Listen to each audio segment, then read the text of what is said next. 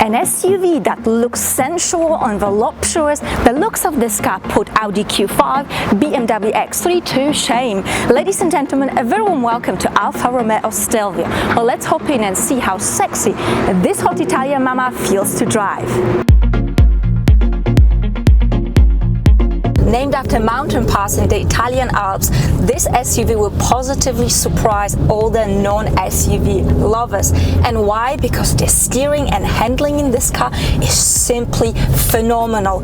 It is sharp, it is precise, it is so pointy. In fact, this is the first thing you notice. As soon as you hop into this car, you forget this is actually an SUV. It is so alive, so dynamic, so sporty. Oh, I do like it in this regard. And this is the boot space, actually quite a decent amount of room.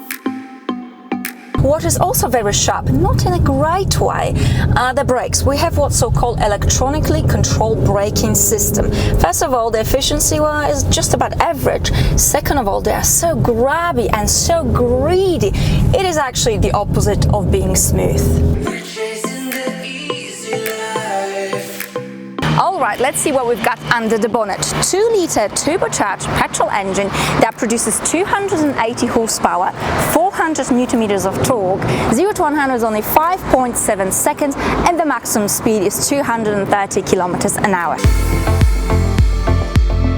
The suspension here is very firm, it is sporty, it is very un-SUV-like. At low speeds, it's fidgeting quite a bit, and as you hit a pothole, you feel this jolt. It's not fun, but as you pick up the speed, things do settle down and it becomes much better. But then with speed, you also get the tire noise and the wind whistle. So after all, yes, it is very un-SUV-like. And how does it feel to be a passenger in the Stelvio? Well, both seats adjusted for my height, 170 centimeters, 5.6. I've got a decent amount of leg room. The headroom is okay. Third person, nah, no chance. We've got this big hump in the middle. I suppose if you don't like somebody, that'll be a good place to start to put them right here. And just when you think you've mastered the art of braking, here comes 8-speed what's so-called automatic transmission. It will surprise you sooner or later with a rather unlovely pull, especially when you are downshifting, but it also happens when you're upshifting. And no matter which mode you are in, normal, advanced efficiency or dynamic, it will happen. And what about the cabin? Well, the seating position is ideal. You've got this lovely steering wheel, all the controls here, including start and stop button, beautiful aluminium paddle shifters. Oh, they feel so good. Although they do get in the way when you want to use an indicator. Never mind. Infotainment system, oh dear. The screen is low res. The system itself is a little bit clumsy, but never mind, because the quality of the materials and the finishing, well, is just Italian. Beautiful, very sporty. There's a decent amount of space here. Overall, not too bad.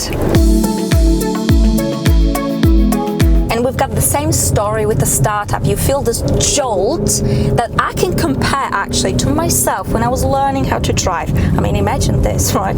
Throttle response, when you put your foot down in the dynamic mode, it's okay actually. Yes, there is a little bit of a turbo lag, but you can accept it. But what you cannot really accept is this lack of precision when it comes to dosing of power. It's just, this car really is an Italian diva. It does what it wants to. It's a little bit like a husband and wife. They pretend they're listening, but they couldn't actually care less. That's how it is. Okay, let's talk about practicality. Fuel consumption. So I'm climbing this mountain, it's about 1,500 meters high, and I'm using, whopping 15 liters. I mean, Alfa, didn't you just get carried away here a little bit? Oh dear, this is a 2-liter petrol engine. Anyway, now that we're on numbers, money honey. So the 2-liter model, what's called the sport version, starts from 68,500 Swiss francs, which is more or less an equivalent to the US dollar. The model I have with me today is worth 78,000. And I think, yes, Alfa did get carried away here, because I'm not so sure if it's worth 78,000. But I will leave it at that.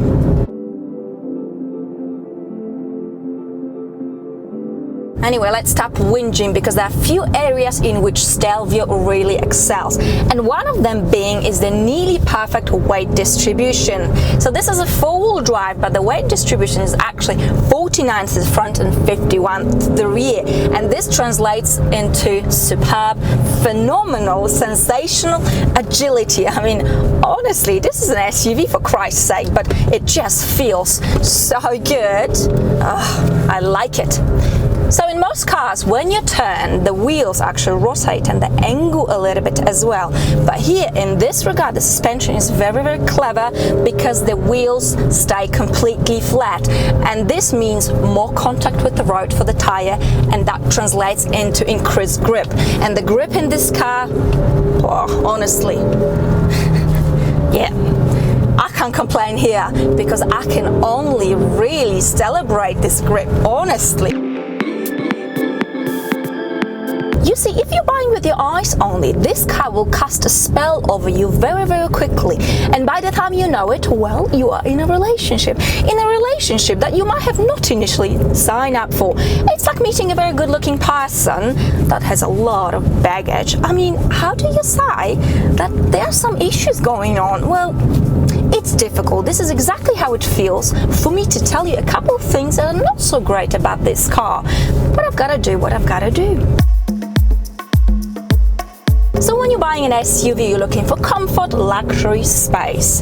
Here, comfort and luxury, so-so. Space is acceptable. Handling is superb. It is out of this world.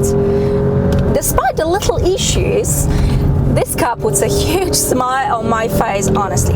But the moral of the story is that I need Stelvio Quadrifoglio because I think this enormous amount of horsepower that the Quadrifoglio produces is going to basically shut me up because I will forget about all these things I've just whinged about.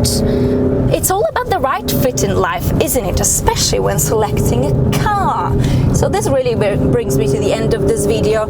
I'd like to thank you very much for watching. I hope you have enjoyed it. A big thank you to FCA Group, Switzerland. Oh dear, fingers crossed they're not going to get upset. And they actually will give me Quadrifoglio. Well, time will tell. As always, I look forward to your comments and your questions. I wish you a wonderful day, whatever that you're doing, and I shall see you all very, very soon. Bye!